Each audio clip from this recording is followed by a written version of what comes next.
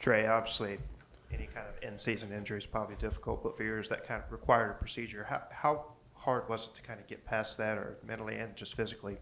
It was more physical. It was more mentally challenging, I'd say, than anything because, you want to be out there with your teammates. You want to be out there and produce with your teammates, just like everybody else doing. And you set back, but biggest thing that helped me through that was just having faith in God and just keep trusting my teammates to do their job, and just go out there and trusting my trainers and just doing what I need to do to get back. Trey, I know you played quarterback in high school. What has this process been like of going from that to one of the most productive receivers in the SEC? Like how has that growth come? It's different. I will say that. When I first started back at La Tech, playing wide receiver, it was challenging. A lot of days where that back was hurting from all that running. Had to get used to running a lot. But now that I'm here, it's not really challenging at all, to be honest with you. I spent 3 years at Louisiana Tech playing receiver, perfecting my craft, and getting here, just being able to continue to better my craft and get better as a receiver, and starting to pay off.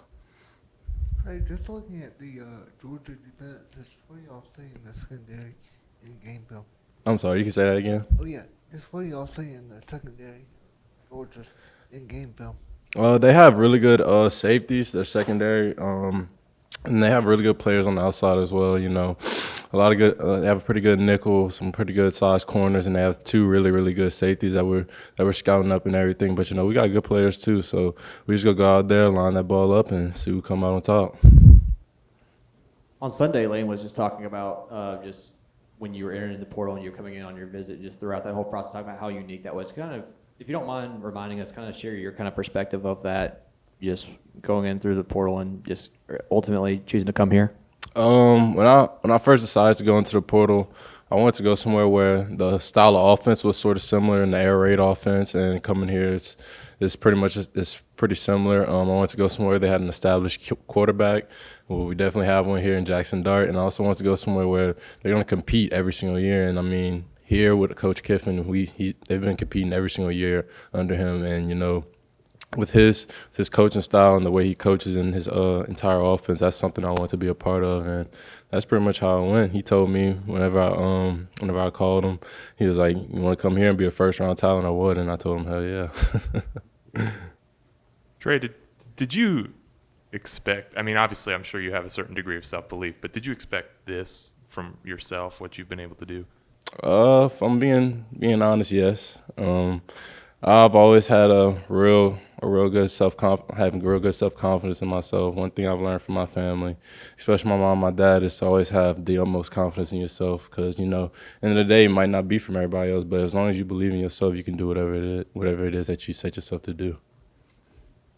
Do you feel, obviously, again, kind of taking the path less traveled compared to a lot of other SEC guys, I guess, do you feel like you're proving yourself every week? You're up against guys who are highly touted in high school who, obviously took a different path than you. What does it feel like to have that, I guess, match up every week for you? There's definitely that little chip on my shoulder. I didn't have a lot of stars or nothing like that coming out from high school or anything like that. So, going into the game every week, I'm always trying to prove myself regardless of we talking about stars or not. I feel like I got to go out there and prove that I'm one of the best receivers in the country, and as long as I can do that every single Saturday and really show everybody my talents and my abilities, I feel like y'all gonna see that, hey, he's like that.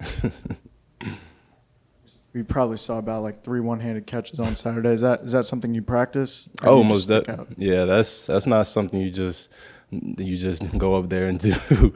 A lot of jug work with just catching one hand, left hand, right hand, and that it paid off, as y'all saw Saturday. 2 questions. One, is there one particular one-handed catch that you've had here or elsewhere that you remember the most? And if so, can you just kind of walk us through it? It's crazy. What's today's date? Today's the 6th? 7th? Yesterday. So yesterday last year, I made the same exact one-hand catch at Louisiana Tech, going with the left hand instead of the right hand. So that was probably the most memorable before last Saturday. And Lane's stated multiple times in the past couple of weeks, you don't pay attention to the rankings, the college football playoff rankings, where everything is kind of at this point in the season. with just the implications that's up ahead, and one of the things that Lane mentioned yesterday was kind of like house money, if you will, going into this one. Do y'all kind of feel the same way? In a way, but we know it's a big game regardless of the conference of the playoffs and everything like that, because we know we're playing against the defending national champions. I mean, like, we're going into their house and we're gonna go out there and we're gonna ball. I mean, we're gonna do what we got to do out there. So, we don't really talk about the college football implications or anything like that, because we know at the end of the day we don't really control it. It's really other guys that are doing some other things that are watching us, and we don't have much control of that other than to go out there, put the ball down, and play. More questions? You've got 3 wide receivers on this team that have 600 yards. Just what is the dynamic of that room with Dayton and Jordan? I imagine there's probably some. Do you guys have any friendly wagers or anything on who's going to have the big game? No, it's not no friendly ways or anything. It's more of we all support each other. Whenever we see a guy that's having a big game, we know, like, okay, he's having a big game. We just got to keep him going. We got to keep him going. We know that sometimes it might limit others touches and stuff like that, but we understand, like, hey, he going off, so get him the ball. And we know we always just trying to do what we can to get to 1-0, and that's how our room operates, and I'm really proud of our room, especially for that. Good. Thank y'all. Oh, I'm sorry. Sorry, real quick. Jackson was just talking about just the day of the previous game and just kind of what you went through and all that, and it kind of seemed like it was similar to that for your big performance against LSU. So from your vantage point, was it kind of any different?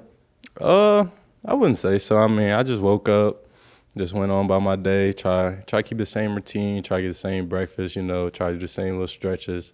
And, it's, for me, I feel like if I go out there with a clear headspace and a smile on my face, it's not, I'm doing what I love. I mean, it's not something I'm stressed about. It's not something I'm really worried about. I'm playing the game I play as a kid, and, that's the biggest thing for me. I get to play a sport that I've loved for years, and I'm going to continue to love.